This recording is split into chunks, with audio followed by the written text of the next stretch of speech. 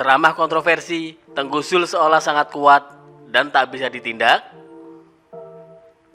Dikutip dari subuh.com, ditulis oleh X Hardy. Kalau ada di antara kalian yang masih belum tahu apa masalahnya, silahkan cek di media sosial mengenai ceramah Tengku Zul yang menjadi perbincangan hangat dan dikecam banyak orang. Ceramahnya dituding menyindir suku Jawa. Kalau orang Sumatera itu bicara terang-terangan, datang nampak hidung, pulang nampak punggung. Assalamualaikum, balik kanan dia, ya nggak? Kalau Jawa datang nampak hidung, pulang nampak hidung, karena dia mundur pulangnya. Assalamualaikum.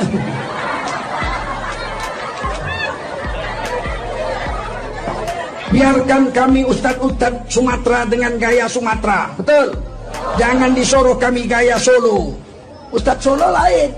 Kita itu harus begini. Kalau kita begitu itu berbahaya. Kalau biarlah dia dengan gaya Solonya, ya kan?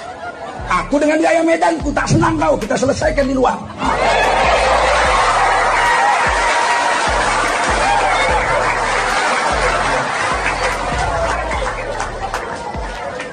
Kita orang Sumatera kerisnya di depan, betul nggak? Lebih baik mati berkalang tanah daripada hidup bercermin bangkai.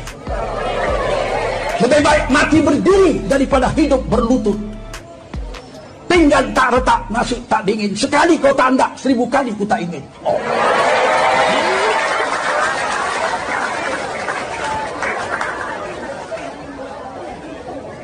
Nggak senang cabut kricis. Tewas di gelanggang, kerbau tebusannya. Tewas di tempat tidur, ayam seekor tebusannya. Begitu. Kalau Jawa lain dicabutnya krisisnya. Kue arep tak paten.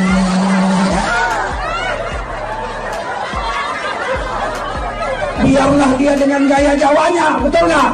Biarkan kita dengan gaya Medan kita, betul? Kalau diatur-atur, Tengku Zul tanyain kasar, keras, jadilah halus kayak ustadz Jawa. Iya. Kalau ustadz Jawa ceramah di sini, orang sini tidur.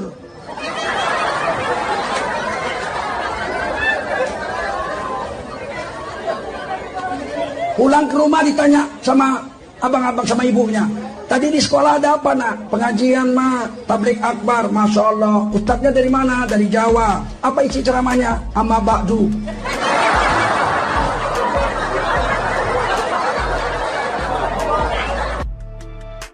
Dan menurut kabar, sudah ada satu orang yang melaporkan ini ke polisi. Bismillahirrohmanirrohim. Secara pribadi, sebagai manusia asli suku Jawa, hari ini insya Allah saya melaporkan saudara Ustadz Tengku Zul ke polisi terkait ucapan rasisnya. Jika ada yang berani menuduh saya telah mengkriminalisasi ulama, maka saya siap berhadapan dengan orang tersebut. Tulis salah satu akun.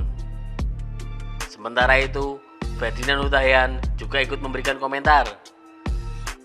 Unsur pidananya memenuhi karena ini bentuk provokasi, membangun rasa permusuhan antar etnis, menabrak Undang-Undang Nomor 40 Tahun 2008 tentang penghapusan diskriminasi ras dan etnis, juga memenuhi unsur pasal 156 KUHP.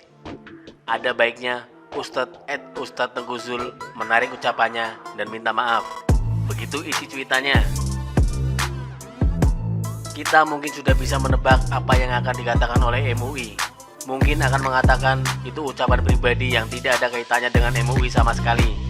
Kadang lucu, Tengku Zul sudah berulang kali mengatakan sesuatu yang kontroversial, tapi MUI seolah tidak malu, apalagi tidak memberikan teguran keras kepada dia. Inilah sebenarnya bentuk provokasi Sarah yang jelas terlihat. Apalagi apa yang dia sampaikan tidak mendidik sama sekali. Seorang yang katanya ustadz, ceramahnya didengar banyak orang tetapi bergaya provokasi. Saya juga penasaran, memangnya sehebat dan sekuat apa seorang Tengku Zul sehingga bisa ceramah dan membuat cuitan kontroversial seenak jidat dan aman-aman saja.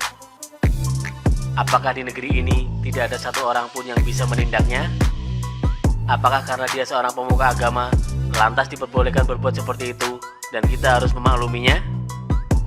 Mau mengakui atau tidak, ini adalah kenyataan yang terlihat saat ini, bahwa hukum di negeri ini kadang memang tidak adil.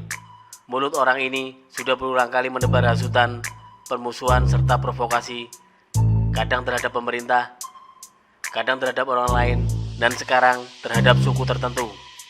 Kita lihat saja apa yang akan terjadi setelah ini. Apakah laporan ini diproses atau dia akan kembali melenggang bebas? Orang seperti ini sangat tidak layak disebut sebagai tokoh agama. Bicaranya tidak mendidik dan cenderung menjelekan pihak lain.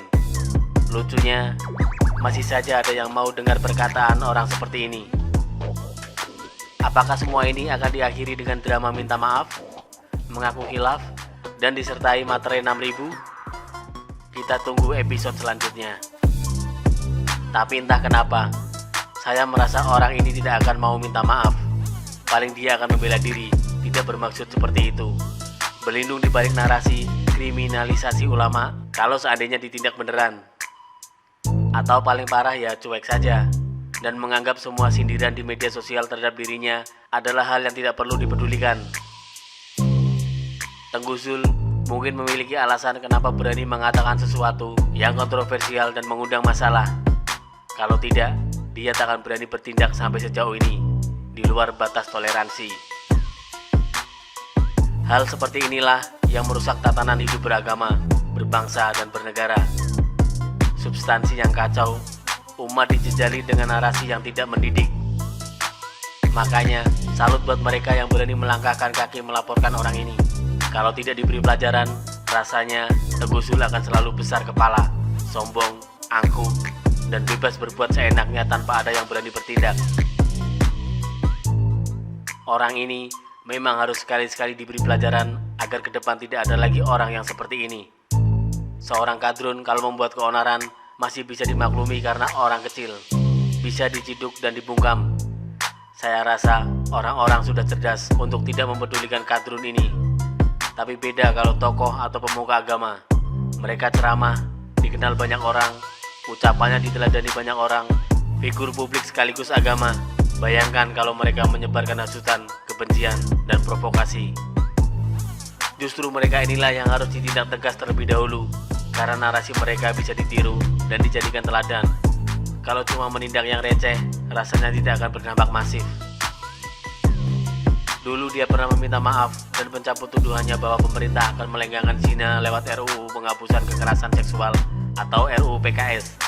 Sekarang kambuh lagi. Bagaimana menurut Anda?